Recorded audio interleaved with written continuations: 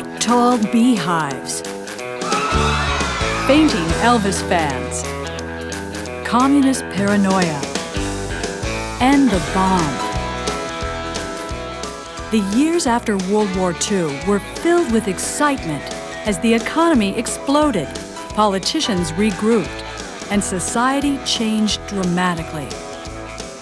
President Harry Truman proclaimed, "We want peace and prosperity for the world as a whole. If we can put this tremendous machine of ours, which has made this victory possible, to work for peace, we can look forward to the greatest age in the history of mankind." In the decades following the end of the Second World War, the great age that President Harry Truman had wished for came true to millions of Americans. The United States entered a period of unprecedented economic growth and prosperity that, for the first time in history, boosted a majority of American families into the middle class and made their American dream a reality.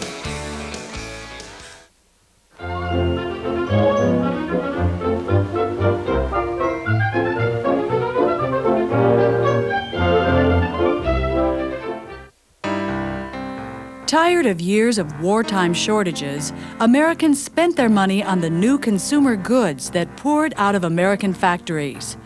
Cars were especially hot items. Sometimes people paid more than dealers were asking, just so they could get one quickly. The federal government also helped the surging economy. Defense contracts poured billions of dollars into U.S. businesses. Continued government funding for research stimulated innovations in the electronics and aerospace industries and in scientific research. The United States was once again the land of opportunity, as newly trained scientists, business leaders, and workers turned their attention to producing new inventions, televisions, radios, and gadgets of all kinds. As sales soared, American corporations grew bigger and more profitable than ever before. And corporate leaders like Henry Ford II and RCA's David Sarnoff became national heroes. New technologies were also enabling factories to produce more goods with fewer workers. America's booming mass consumer economy was also changing the very nature of work.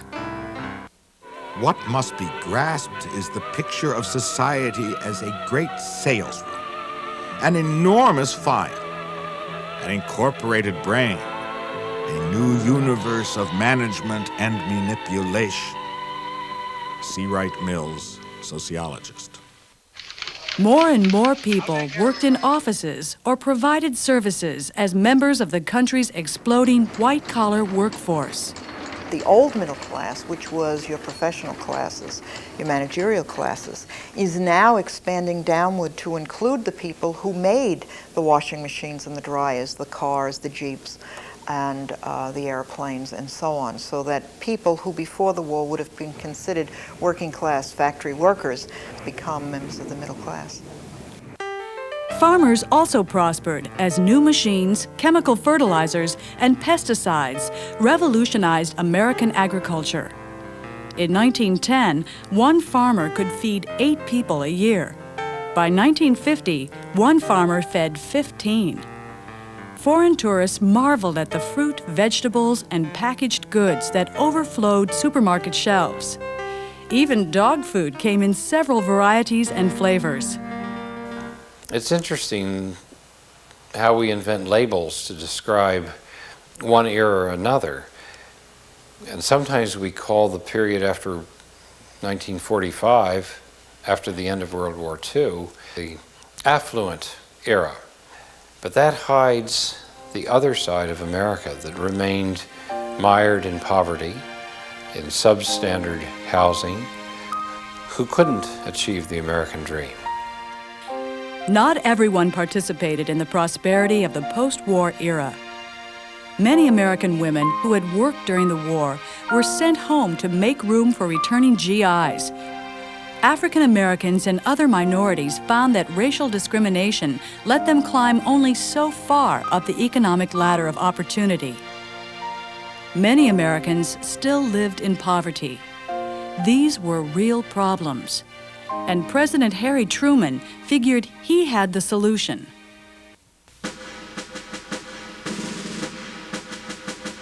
When the war first ended, President Harry Truman faced the problem of reconverting the economy to peacetime production.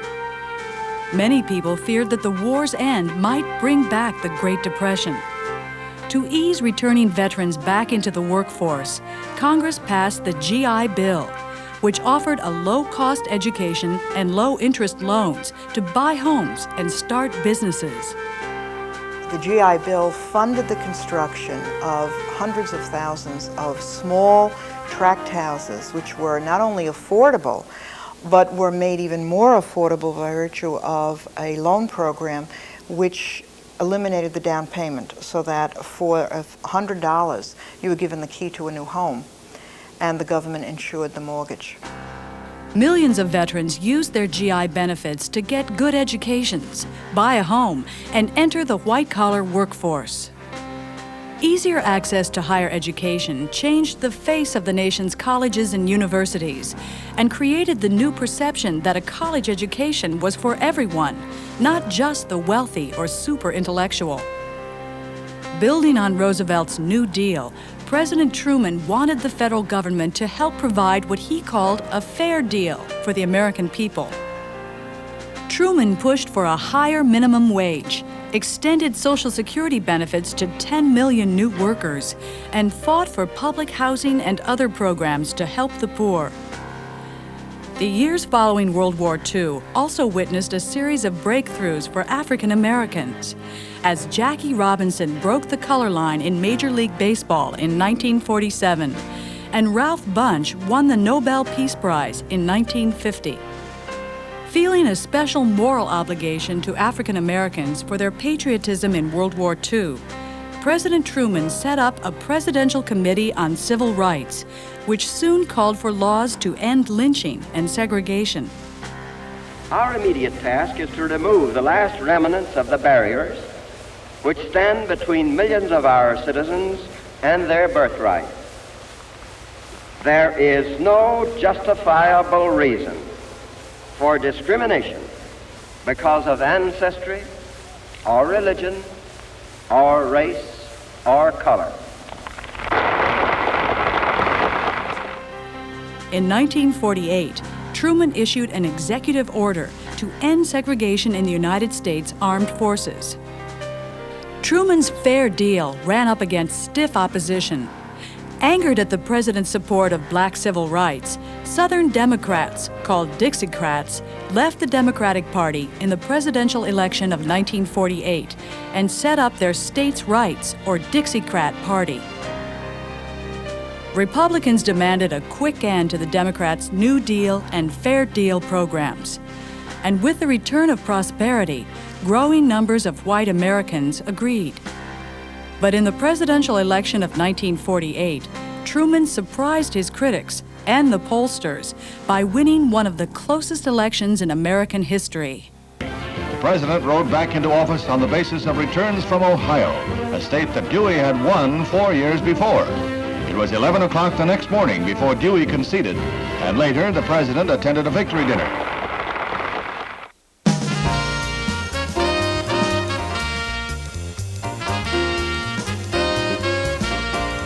This is Levittown, all yours for $58. You're a lucky fellow, Mr. Veteran. Uncle Sam and the world's largest builder have made it possible for you to live in a charming house in a delightful community without having to pay for them with your eye teeth.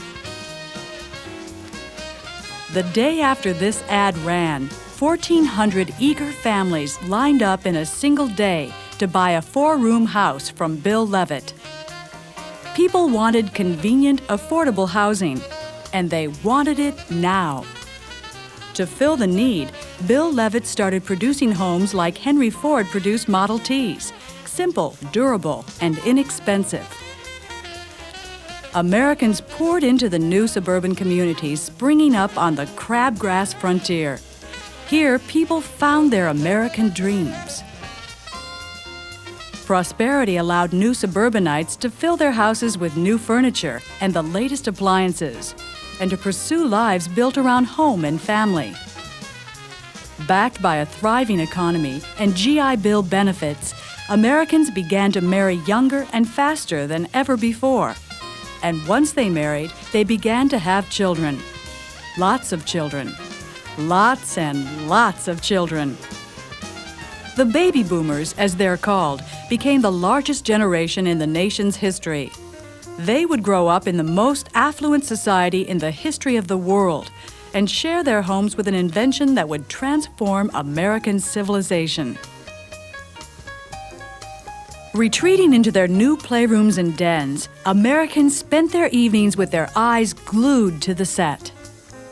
By the 1960s, Americans on average spent more time watching television than doing anything else but sleep and work. The movie theaters, drama, museums, all these things, it's not that important to, after work, to now jump in the car and drive 30 miles for the second time that day, to have some sort of social or cultural life that was in the city. TV would take the cultural life and send it to you. From the very beginning, advertising was the life's blood of television, which was unsurpassed in its ability to sell standardized products to a mass audience. Game shows like The Price is Right and the $64,000 Question brought the flood of new brand-name goods into American homes. Soon, more advertising dollars were spent on television than on any other medium. Television shows like Ozzie and Harriet and Father Knows Best reflected Americans' interest in home and family. They showed Americans what the perfect family should look like: a strong father with a good job, a sweet mother who cooked and took care of the home, and well-behaved, if sometimes mischievous, children. With Dad able to earn enough money on his own to provide for the whole family, more and more Americans came to believe that a woman's place was in the home, supporting her husband and caring for her children. After we got out of the service and married, our generation was expected to stay home, keep the house, and raise the children, which is what a majority of us did. A lot of the fellas went to school on the GI Bill. We bought homes, bought appliances, sent our children to dancing school. At the same time, more women were working than ever before. But employers usually paid them less, reasoning that men were the real breadwinners, so women didn't need an equal wage. There was much less dissatisfaction with the inequity in pay initially at the end of the war. In part because most women agreed generally that the husband was to be the breadwinner, and the ideal family was being shown to them in the magazines, in the newspapers, in Life magazine, for example, and on the television. Many suburban women were pleased with their lives. They found constructive outlets working for the PTA, church groups, and other organizations. But beneath the surface of happy conformity was a growing undercurrent of unrest. Companies which made a big profit selling us all those washing machines, dryers, freezers, and second cars were overselling us on the bliss of domesticity to sell us more things. In 1963, Betty Friedan's book, The Feminine Mystique, would help expose the hidden problems of American housewives and help fuel the feminist movement of the 1960s. But in the 1950s, all appeared well with the American family. The same could not, however, be said about developments elsewhere in the world.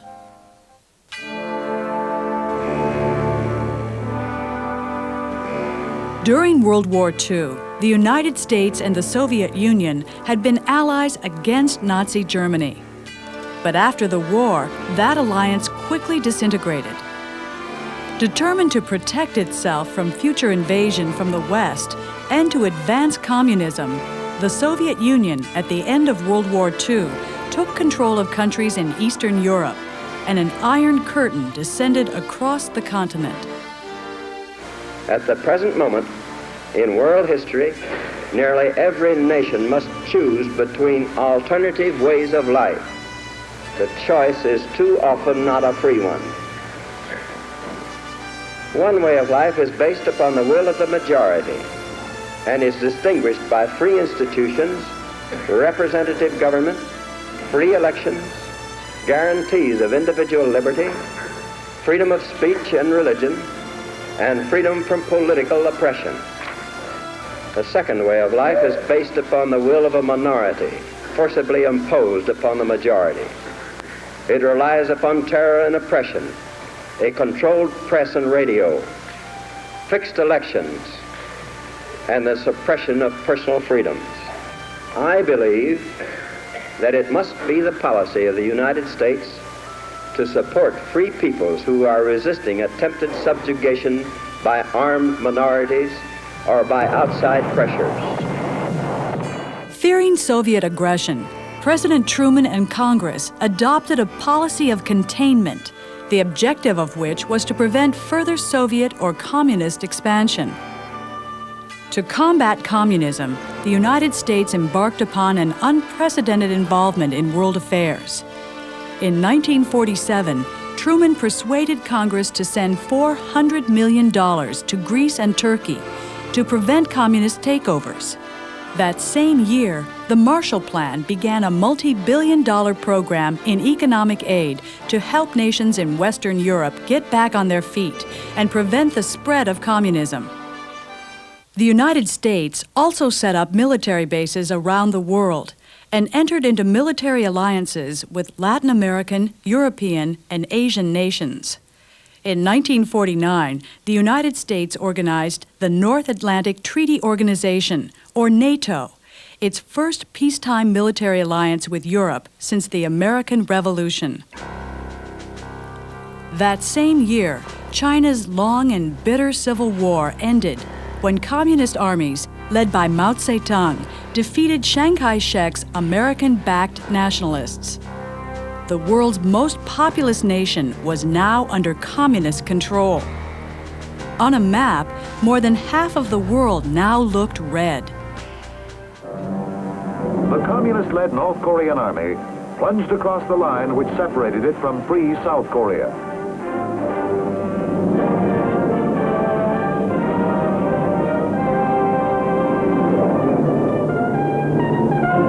And now, once again, the soldier was on foreign soil, making his soldier's way through the kind of troubles which had always beset his brothers. When communist North Korea invaded South Korea in 1950, the Cold War turned hot. Truman sent American troops into Korea and anticipated a quick victory. But when troops from the United States and its UN allies got too close to the Chinese border, 33 Chinese divisions poured into North Korea and pushed them back to the 38th parallel. Alarmed by Truman's apparent inability to win the war, Americans elected Dwight D. Eisenhower president in 1952. Threatening the use of nuclear force, Eisenhower prodded the North Koreans into signing a ceasefire in 1953. By then, more than 54,000 Americans had lost their lives. Determined not just to contain, but to roll back communist expansion, President Eisenhower wanted to increase American military strength. But Ike also had promised to reduce government spending. How was he to increase the military without running up the national debt? Eisenhower found the answer by shifting from costly troops and conventional weapons to a reliance upon air power and nuclear weapons. This, said Secretary of State John Foster Dulles, would provide more bang for the buck. A new policy of massive retaliation threatened the Soviet Union and China with nuclear obliteration should they attack the United States or its allies. Afraid that the United States' nuclear advantage would put them at the mercy of the United States, the Soviet Union accelerated its own missile program. The nuclear arms race was on. Fears soared as each country rushed to develop and test hydrogen bombs, 1,000 times more powerful than the atomic bombs the United States had dropped on Japan at the end of World War II. The arms race between Soviets and Americans would last for close to 40 years. By the time the Cold War ended in 1991, it had cost trillions of dollars and created enough nuclear weapons to destroy the world many times over. Duck and cover. Remember what to do, friends. Now tell me right out loud. What are you supposed to do when you see the flash? Duck and cover. Duck and cover. One of the unexpected, unanticipated outcomes of the war was the direct result of our use of the atomic bomb. We had unleashed into the world a force that had never been seen before. And for many of us, that was a terribly frightening force to have unleashed. And the possibility that people who did not share our value system might also get a hold of it and use it on us was a throbbing fear. The possibility of nuclear war struck terror in the hearts of Americans. When the air raid sirens blew, children were drilled to duck and cover. They crouched under their desks or marched to basement air raid shelters stockpiled with food and water. Some families built bomb shelters in their own backyards so they could live through a nuclear attack. This is a modern home. This is a prepared home in the nuclear age. The housekeeping problem of living in a shelter will begin as soon as the shelter is occupied. All shelters should include clothing, bedding, rubber sheets and special equipment for the sick, writing materials, reading materials, games and amusement for the children.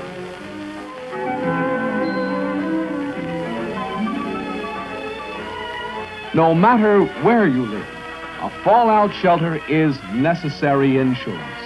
It will not be needed except in an emergency, but in an emergency, it will be priceless as your life.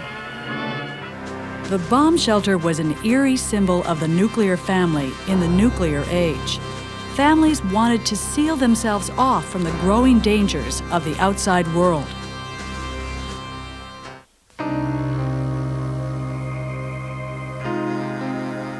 Are you a member of the Communist Party? Or have you ever been a member of the Communist Party?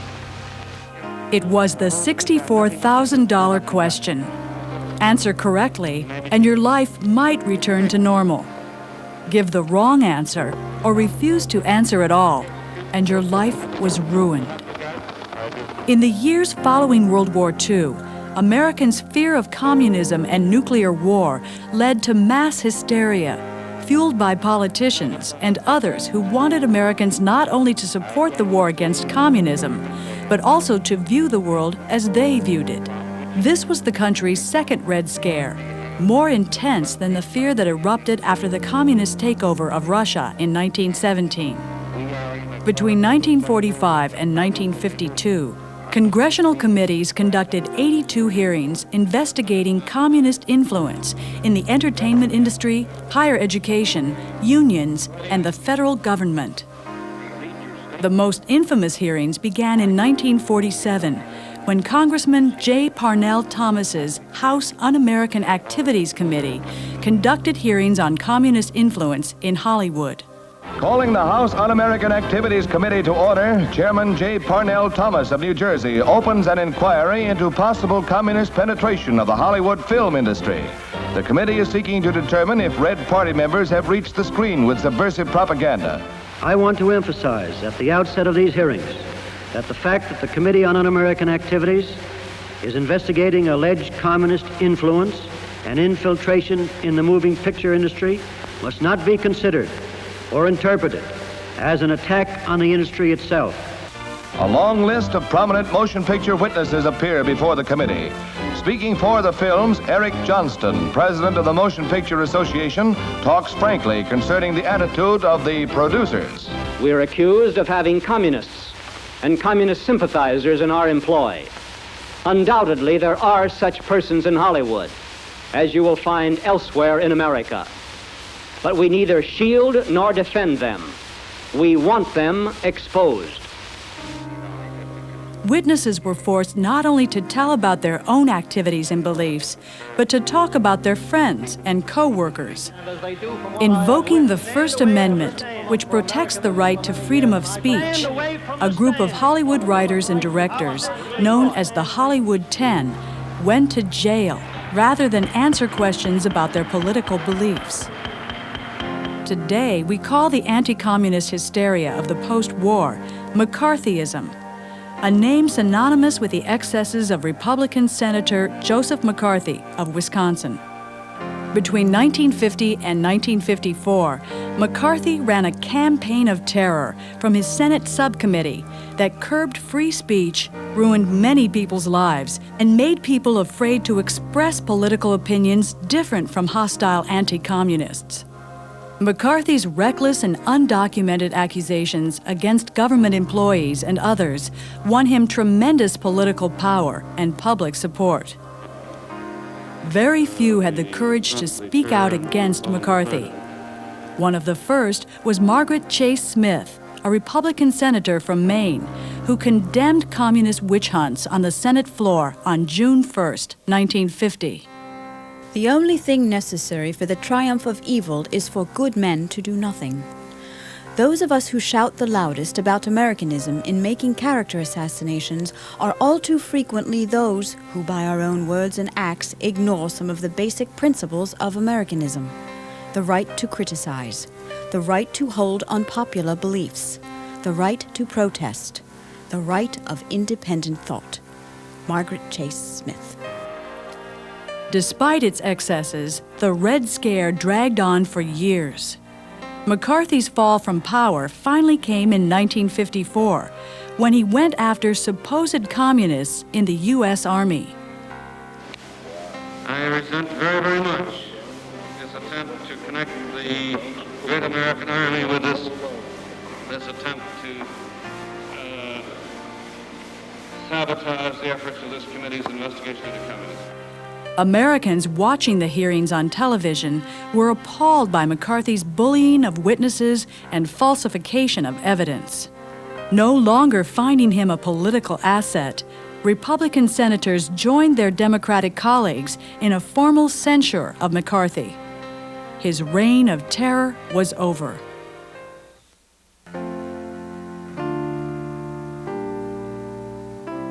Years of investigations and hearings turned up few actual communists. But the second Red Scare did cost thousands of people their jobs and created a pervasive atmosphere of fear. The anti-communists attacked not just alleged Communist Party members and sympathizers, but labor unions and school teachers, civil rights workers, New Dealers, and others who questioned the directions that American post-war society was taking. The entertainment industry avoided controversy by blacklisting hundreds of people. Hollywood and television stopped making films and shows dealing with social issues and stepped up production of lighthearted musicals and comedies and action adventures with law and order and anti-communist themes. Conformity and consensus, a coercive narrowing of public speech and opinion, came to dominate American life. But even as the Red Scare gripped the nation, events in the American South were laying the groundwork for perhaps the greatest social movement of the 20th century. If the FBI would investigate, then probably then we could integrate. Yeah, keep your eyes on the prize. In the years following World War II, African Americans were growing tired of the same old calls for patience. Backed by the Cold War rhetoric that spoke of the United States as the land of liberty and equality, and by the economic gains that they had made since the end of the Great Depression, African Americans mobilized to end the American South's system of racial segregation and discrimination. After the war, NAACP lawyers mounted a constitutional challenge on segregation in the nation's schools on the grounds that separate education was inherently unequal. In 1954, the United States Supreme Court agreed.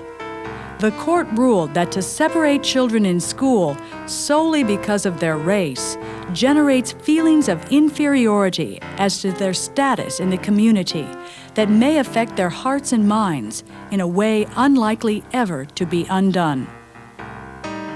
The Supreme Court's ruling in Brown versus the Board of Education overturned the Plessy versus Ferguson decision of 1896.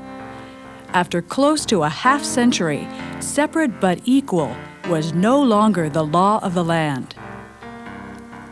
In the years following Brown versus the Board of Education, African Americans in the South began to openly challenge segregation. In December 1955, Rosa Parks was arrested for refusing to give up her seat to a white person on a bus in Montgomery, Alabama. And a young minister by the name of Martin Luther King led black citizens in a year-long boycott of the city's buses. In December 1956, the Supreme Court ruled that Alabama laws segregating black passengers on public transportation was unconstitutional. The next year, Congress passed the first Civil Rights Act since Reconstruction to protect African Americans' ability to vote. White supremacists in the South struck back, organizing white citizens' councils to resist integration. I will not force my people to integrate against their will. I believe in the democratic processes and principles of government wherein the people determine the problems on the local level, which is their right. In the fall of 1957, a federal court ordered school authorities in Little Rock, Arkansas, to admit 9 black students to the all-white Central High School.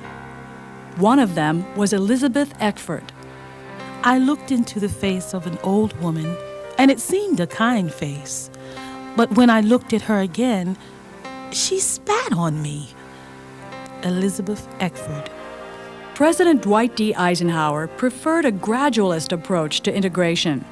But when Arkansas Governor Orville Faubus refused to allow Elizabeth Eckford and the other black students to enter Central High, Eisenhower sent federal troops to make sure that integration took place as the law demanded. In the following years, the civil rights movement would transform American society, dismantling the system of racial segregation that had been in existence for more than 80 years. African Americans were not the only people seeking change. American intellectuals, artists, and youths were also beginning to rebel against the consensus and conformity of the post-war world.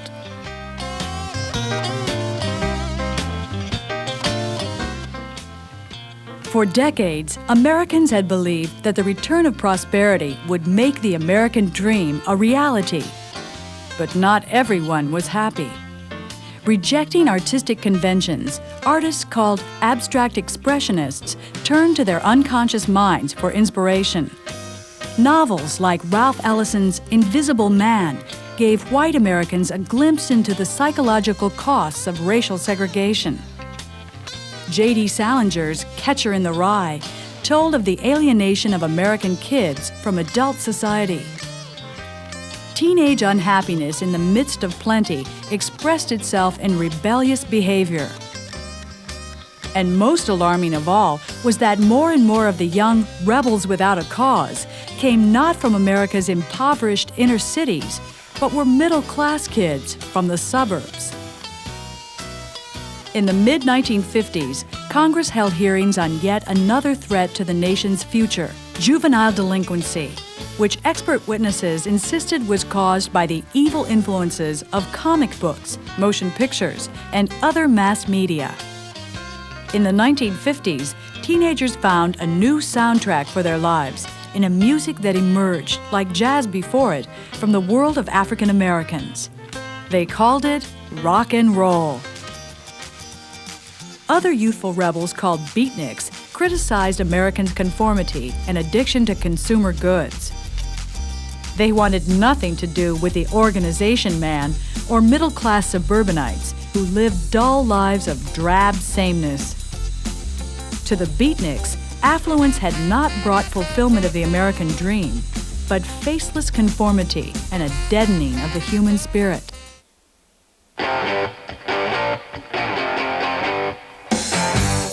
The end of World War II had ushered in an era of unprecedented prosperity. Economic growth spurred by technological advances had transformed many Americans' lives. But affluence had not solved all of the nation's problems.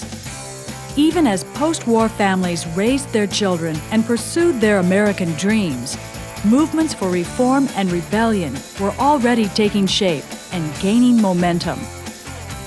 In the 1960s, the United States would enter a new era of conflict and reform, an era in which Americans would again struggle to achieve freedom and justice for all.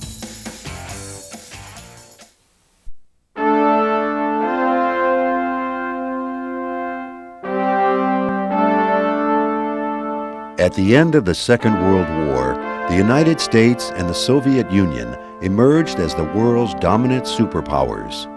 Allies during the war, the two nations had conflicting post-war goals. The United States wanted to extend its principles of democracy and capitalism throughout war-weary Europe and to developing third world countries, while the Soviet Union was much more interested in surrounding itself with a buffer of communist nations in Eastern Europe.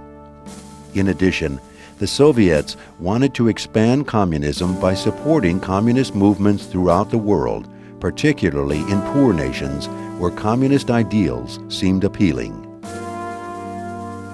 The resulting clash between the U.S. and the Soviet Union led to a tense, bitter competition between the two countries for the next 5 decades, the Cold War. While the two countries never actually went to war with each other, they battled indirectly in places around the world.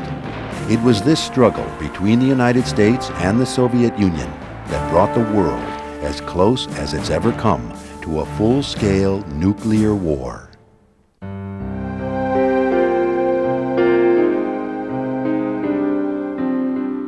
Immediately after World War II, the Soviets began to dominate the countries of Eastern Europe, both politically and economically. Communism in the Soviet Union meant that every aspect of people's lives was controlled by the state, and personal freedoms were virtually non-existent. Hoping that post-war Europe would develop according to the ideals of democracy and free enterprise, the U.S. greatly feared the spread of communism. In 1946, former British Prime Minister Winston Churchill warned America and the world that Soviet expansion would not stop at what he called the Iron Curtain, an imaginary line that separated the countries in Western Europe from the countries under Soviet domination in Eastern Europe. U.S. President Harry S. Truman was also worried about the spread of communism around the world and developed the Truman Doctrine, a policy of aiding nations threatened by communist uprisings. The object was not to defeat communism, but to keep it from spreading. This principle would later become known as the containment policy. In addition, in 1948, the U.S. implemented the Marshall Plan, named after Secretary of State George Marshall. It provided economic aid to the war-torn countries of Europe, including Germany. The U.S. wanted to use its economic power to stimulate economic recovery in Western Europe, both out of a belief that this was a humanitarian thing to do to help these people recover from the war, but also out of a strategic belief that economic prosperity in Western Europe would be one way to prevent the triumph of communism in Western Europe.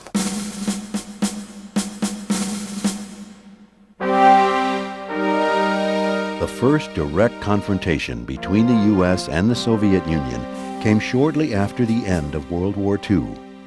The Allies had divided Nazi Germany into 4 parts or zones, each occupied by one of the victors: the U.S., Great Britain, France, and the Soviet Union. The U.S. and its Western allies wanted a rebuilt, unified Germany. But Joseph Stalin, the Soviet leader, disagreed. Germany had invaded Russia through Eastern Europe during both world wars. The Soviets wanted a powerless Germany that could never attack again. In 1948, tensions flared when the United States, Britain, and France prepared to allow their zones to merge into a single country, West Germany. This creation of a free Germany would also include the western part of the former German capital of Berlin, even though the city lay deep within the Soviet zone in eastern Germany.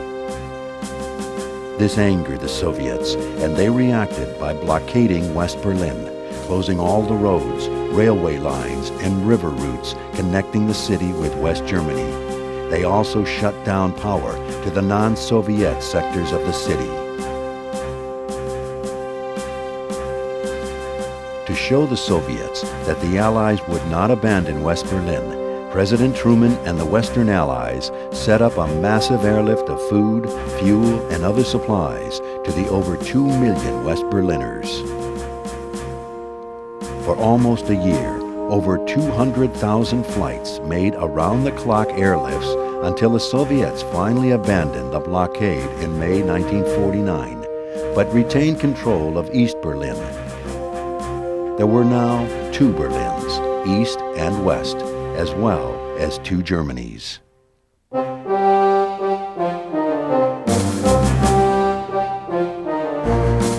The United States was not alone in fearing Soviet aggression and the spread of communism.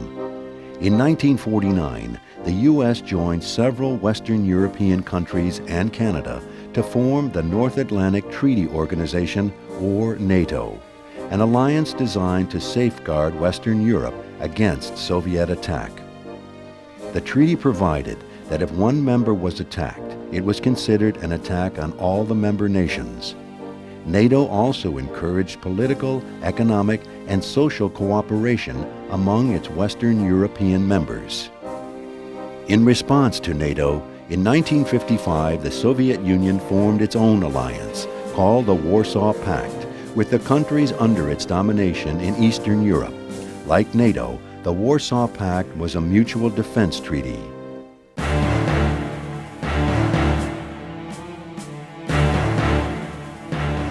Though Cold War tensions were high, the U.S. felt secure in the belief that it was the only nation on Earth with enough money and the technology to build atomic weapons. But on September 3, 1949, an American B-29 aircraft patrolling the North Pacific detected radioactivity high in the atmosphere. There was only one conclusion: the Russians had successfully tested an atomic bomb. President Truman's announcement of the news sent a shockwave through the United States and Western Europe. Now that the Soviet Union had the bomb, a nuclear arms race began between the superpowers. It would continue for the next 40 years, with the U.S. and the Soviet Union locked in a bitter and dangerous contest to develop weapons of mass destruction.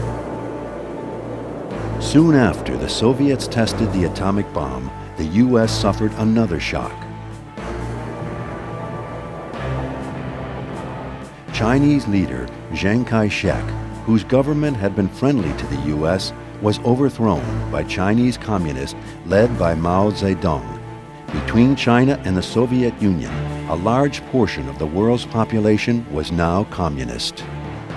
Not long after the communist takeover of China, the U.S. policy of containment faced its first military test. After World War II, the Korean Peninsula had been divided into 2 sectors. The North was governed by communists who were supported by the Soviet Union. The U.S. backed anti-communist South Korea. In June 1950, North Korean soldiers invaded the South. Fearing further spread of communism, President Truman sent U.S. troops to Korea under the flag of the United Nations. During the first few months of the war, the U.S. and United Nations troops drove the communists back into North Korea. But with aid from China, the North Koreans again advanced to the south and for 3 years fought along the border between the 2 countries. The war eventually ended in a stalemate, with both sides retaining control of almost the same territory they had before the war. The United States and its allies, however, had shown they were willing to fight to prevent communist expansion. The Korean War only underlined the continuing tensions between the U.S. and the Soviet Union. Then, in 1957, Russia launched a rocket that put Sputnik, the world's first artificial satellite, into orbit around the Earth. To many Americans, it was an alarming development. They feared that the Soviets were capable of reaching the United States with rocket-launched missiles.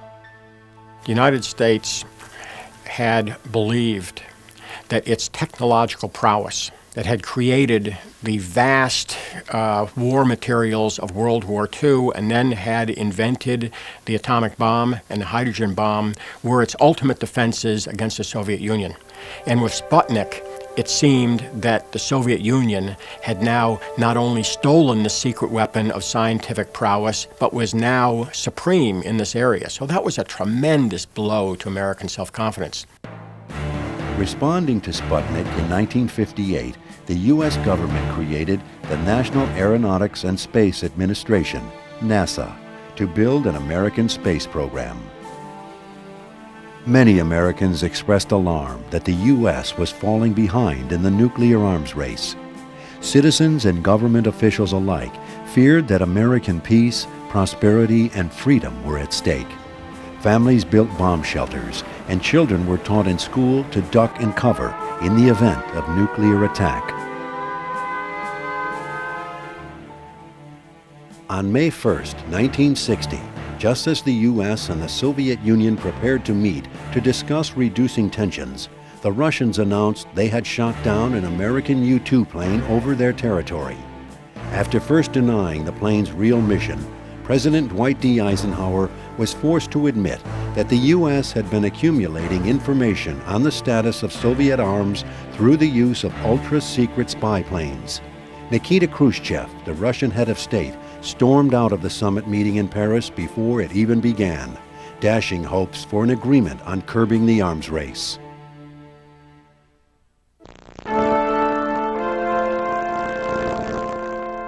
Vietnam. For 8 years, beginning in 1965, large numbers of American combat troops fought a bloody war in Southeast Asia. No U.S. war was longer. None sparked more strife at home. To understand how the United States became involved in a war halfway around the world, it's necessary to look back at Vietnam's turbulent history. Although Vietnam was always a separate country, foreign intruders, first the Chinese and then the French in the 18th century, occupied it for much of its history. The French exploited Vietnam's workforce and natural resources to reap large profits at the country's expense, and many Vietnamese began demanding their independence as early as the 1920s. The independence movement picked up steam during World War II when the Japanese occupied the country, reducing the authority of French officials. Ho Chi Minh, a young nationalist leader and head of Vietnam's Communist Party, took advantage of the situation to form an organization called the Vietnam Independence League, or the Viet Minh. The Viet Minh's goals emphasized national independence and reforms that they said would allow the peasants to live better lives. When World War II ended, Vietnam returned to French control. Ho and his followers were determined not to allow the French to reconquer their country and declared Vietnam independent, sparking an 8-year war with the French. The war ended in 1954 when the French, after suffering heavy losses to the Viet Minh, agreed to negotiate. A conference in Geneva, Switzerland, followed where the Viet Minh and France hammered out a temporary agreement that divided the country in two. The Viet Minh took control of Vietnam's northern, more industrialized provinces, while the French and their Vietnamese supporters took control of the mostly rural southern provinces. This temporary solution was supposed to be resolved in national elections to reunify the country in 1956.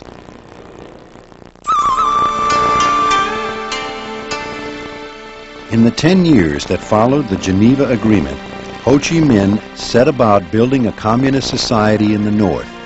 a society in which strict party control was extended to every walk of life. He was capable of manipulation, of a certain amount of brutality. Talking about a leader of an independence movement in extremely difficult circumstances, and who did what he felt was necessary in order for the movement to succeed. In contrast with the North, conditions in the South were still very much like they had been under the French. Power and wealth remained in the hands of a small ruling class, while peasants toiled in poverty. The hardships of life in the South Vietnamese countryside made it fertile ground for Viet Minh communists who had stayed in the South or returned from the North after the war. The Viet Minh preached to the peasants that the nation's wealth should be shared by everyone equally. Many peasants agreed, and soon were taking up arms against the South Vietnamese government. These peasant soldiers became known as the Viet Cong, guerrilla fighters who attacked government targets in small groups using hit-and-run tactics. And as the Viet Cong threat increased, the U.S. became increasingly involved in the conflict.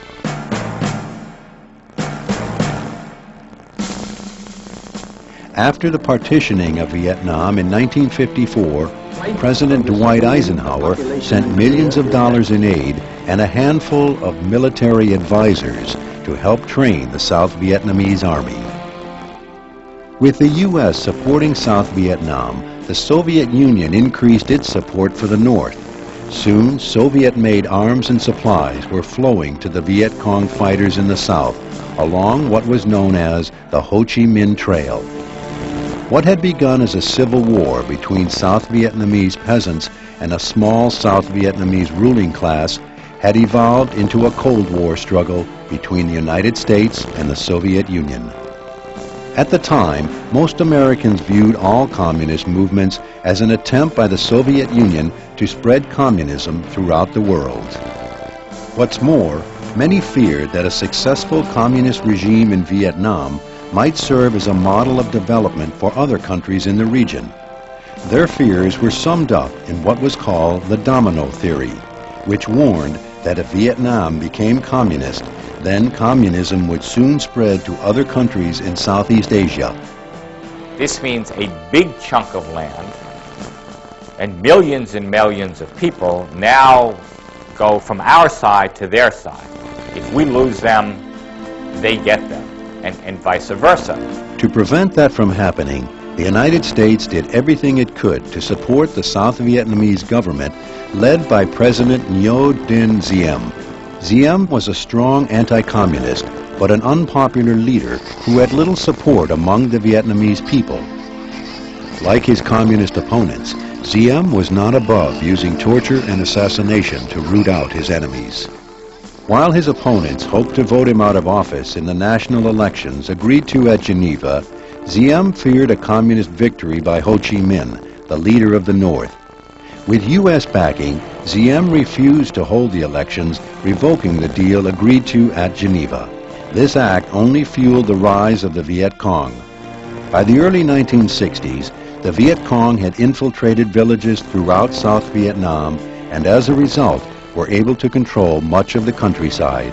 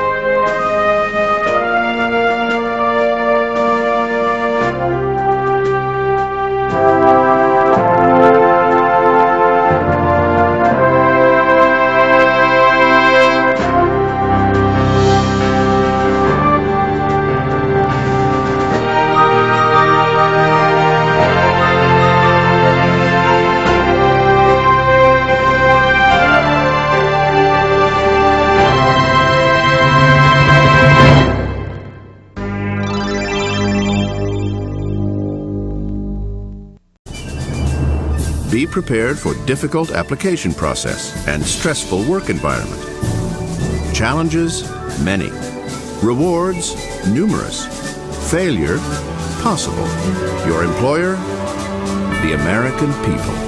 The few chosen have been the presidents.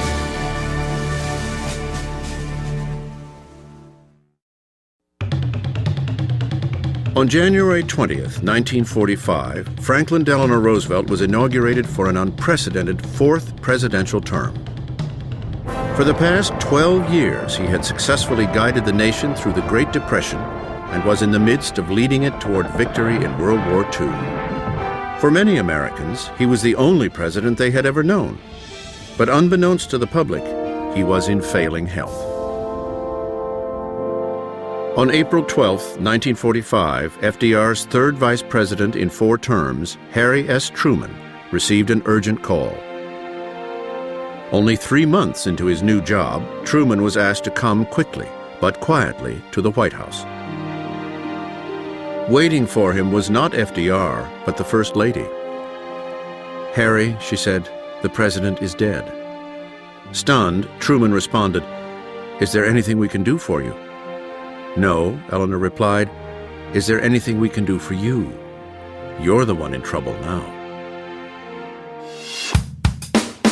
Number 33, Harry S. Truman, Democrat, 1945 to 1953, 60 years old, from Missouri. If Truman was astonished to learn that he had suddenly become President of the United States, the world was stunned. It was quite a shock. Americans, the world, sort of held their breath to see what Truman would do. He was really not that much of a national or worldly figure, so people were appalled. Everybody said, "Who is this man Truman? Woe is the nation," because we've got this ignoramus from Missouri who doesn't know anything about the world, and on and on and on. Well, he fooled them. Truman had led an average, undistinguished life until getting involved in politics at age 50. Before then, he'd been a farmer and a businessman. Harry Truman was a failed haberdasher from Kansas City, Missouri in some ways, but he was plain-spoken, he was blunt, he was a good leader, and he had common sense. And it shows that it's not depth of knowledge, but that good basic common sense that's so important to the American presidency. Truman was not one to mince words. He's called peppery. Some might say dyspeptic, some might say occasionally profane, certainly plain-spoken. He called a spade, and sometimes worse than a spade. Well, during my lifetime, Harry Truman was my favorite. I admired him very much. I admired his honesty, his down-to-earth kind of approach to government, his willingness to make politically controversial decisions if he thought they were right, no matter how much it cost him in popular support. One such decision confronted him almost immediately. After taking the oath, Truman was told for the first time about the Manhattan Project. This new president now faced the most consequential decision a president or any leader has ever had to make: the choice of dropping the first atomic bomb. On May 7, 1945, Germany surrendered. The war in the European theater was over. Yet the U.S. was still preparing for what looked to be a costly invasion of Japan. The estimates were any place from 1 million to 500,000 casualties if you invaded Japan, and you had this weapon. And I think this was a clear-cut decision, and old Harry Truman's Missouri common sense just came through. I deem this reply a full acceptance of the Potsdam Declaration, which specifies the unconditional surrender of Japan. On August 15, 1945, the Japanese surrendered. World War II was over. Truman's initial decisiveness would come to define his presidency. He believed that it was important, both for his own political credibility and also for the position of the United States at this critical moment at the end of the war, to make decisions and stick with it. He did adopt the motto that the buck stopped here, meaning the desk of the president, and that was something that a lot of people came to admire. Although the war had ended, a new struggle was beginning. The United States versus the USSR, capitalism versus communism. He gathers what we call the wise men, these great titans of foreign policy, to come help him figure out how to deal with the Soviet Union. It was Harry Truman, George Marshall, and Dean Acheson who devised communist containment, the idea of containing the spread of communism, not trying to eliminate it militarily, waging a war of ideas in the confident belief that over time capitalism would prevail and Western democracy. The policy of containment came to be known as the Truman Doctrine. It asserted America's right to support any nation in its struggle to fend off communist aggression. To rebuild war-ravaged Western Europe, thought to be vulnerable to the communist threat, Truman put forward the Marshall Plan. The United States government spent upwards of $12 to $14 billion in the reconstruction of Europe. And nearly everybody, historians, political scientists, contemporaries, judged the Marshall Plan a resounding success. By advancing the Marshall Plan, the Truman Doctrine, and NATO, Truman hoped America would serve as a role model of democracy for the world. Yet while promoting equality and fighting poverty abroad, Truman faced inequality at home. He understood the hypocrisy between having just fought a war, ostensibly, against racism, and yet racism embedded in every aspect of American life. There is no justifiable reason for discrimination because of ancestry, or religion, or race, or color. In January 1948, Truman boldly ended segregation in the armed forces and the civil service by executive order. The modern civil rights revolution, as far as the presidency is concerned, really begins with Harry Truman. Truman's civil rights initiative was courageous, yet controversial. Furthermore, it appeared to be an act of political suicide. 1948 was an election year. Compounding Truman's troubles was an inflationary economy and an unprecedented number of labor strikes. Truman's popularity at the beginning of 1948 was about as low as any sitting chief executive had been, certainly any executive who had any hopes or any desire to be reelected. So Truman was written off. Truman, however, campaigned fiercely. He crisscrossed the nation in a landmark whistle-stop tour, traveling 30,000 miles and giving 271 speeches. By contrast, his Republican challenger, Thomas Dewey, seemed to expect the presidency rather than campaign for it. He gave only 16 speeches. In a genuine surprise, Truman carried the popular and electoral vote, but the elation of his upset victory would soon be replaced by unyielding misery in his second term. First was the loss of America's former wartime ally, China, to communism. He was caught. He had been talking about the need to contain communism. Containment had failed in China, and it was inevitable that he was going to have to accept the blame. The Chinese Revolution, followed by the Soviets' entree into atomic weaponry, created hysteria on the American home front. Truman's administration was attacked by Senator Joe McCarthy for being soft on communism. When, 6 months later, North Korean communists invade South Korea, Truman, from a political standpoint, had almost no alternative but to say that the United States was going to go to the defense of non-communist South Korea. The Korean War was unlike any other. Despite some early successes, it turned into a stalemate when China threw its numerical might behind North Korea. There were other problems in the region, specifically the escalating crisis for control of Vietnam. Ho Chi Minh, the founder of the Democratic Republic of Vietnam in the Communist North, asked Truman for assistance in his fight for freedom from French colonialism. France, in turn, asked Truman to support them in their fight against the communists in Hanoi. It became a priority of his administration to prevent the French from being defeated by communist forces in Southeast Asia. This was the beginning of America's involvement in the Vietnam War. By the end of his second term, nothing seemed to be going right for Truman.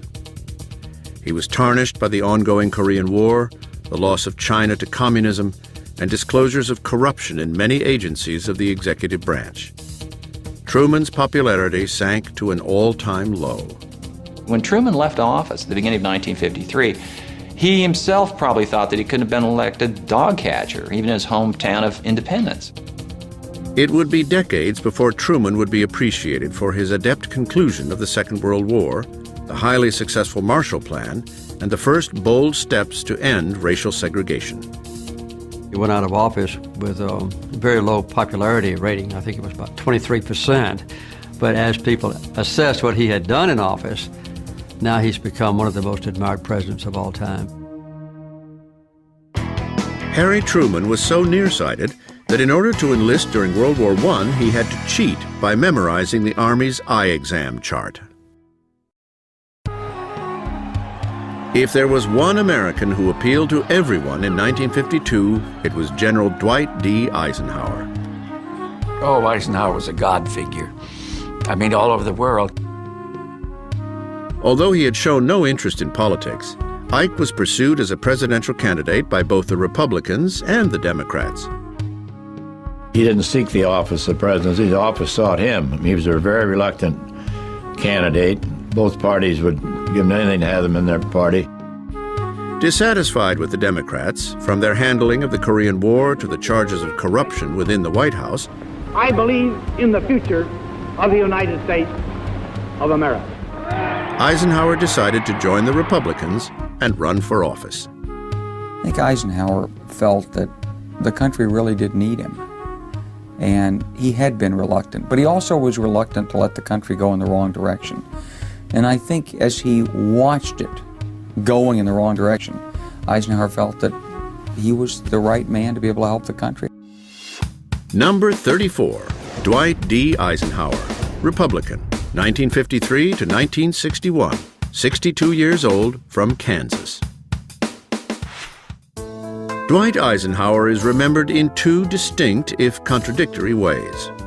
First, as the legendary mastermind of D-Day, and second, as a seemingly semi-retired president who'd rather play golf than govern.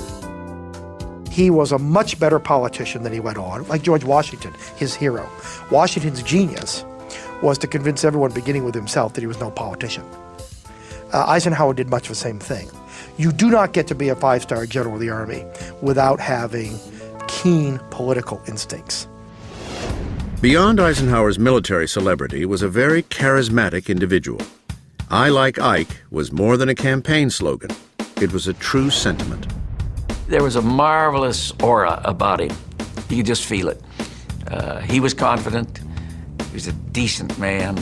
He wanted to do what was right for the country. While Americans liked and trusted Ike, they weren't always sure he was completely engaged in Oval Office affairs. Most people thought that Eisenhower was essentially presiding over an administration that others were making the decisions. And it became known as the hidden hand presidency, that he had a public perception of being out to lunch, but behind the scenes, every decision of note, every major policy decision really was Eisenhower's decision, and he was calling the shots.